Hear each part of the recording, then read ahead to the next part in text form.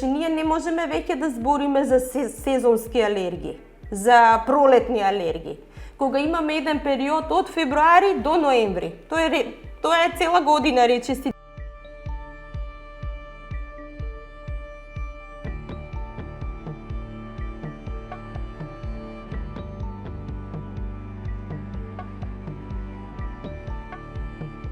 Во однос на алергените, најзастапен алерген, односно од 10 вообичаени алергени, алергенот на куќната прашина даде највисок позитивен резултат со 132 дечиња, односно 55,2%.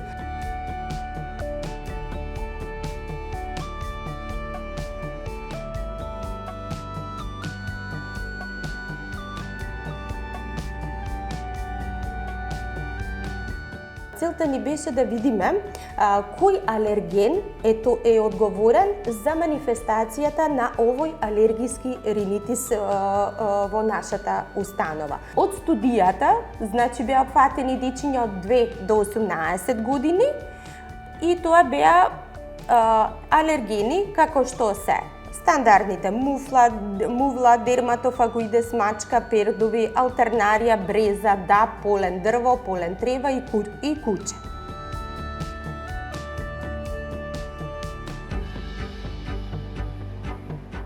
Обично вирусните инфекти завршуваат до една недела, бактериските какви да се, значи исто така 10 до 14 дена.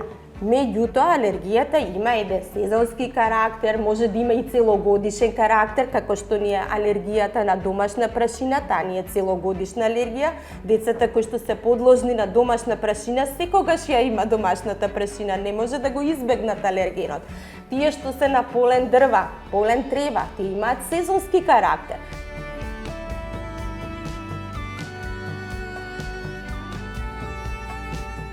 Имаат немирен сон, постојаната назална секреција, постојаната кашлица, децата се откажуваат од своите секојдневни активности, се вознемирени, мислат дека се постојано болни, у суштина може да се најде нели соодветно решение и на тој начин можеби имаат и полоши училишни резултати.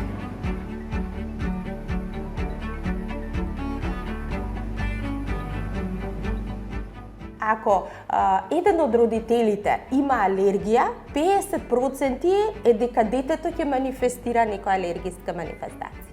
Ако и двата родители имаат генетска предиспозиција кон алергија, тогаш до 80% алергијата ќе биде наследна кај детето.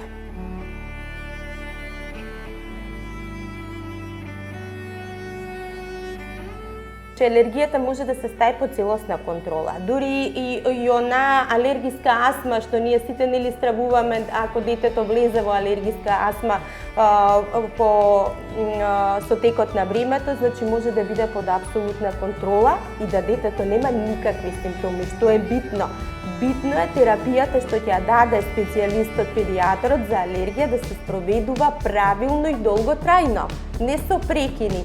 Не детето ми е сега подобро, нема веќе симптоми, јас ќе ја тргнам терапијата и потоа пак влегува со истата клиничка манифестација.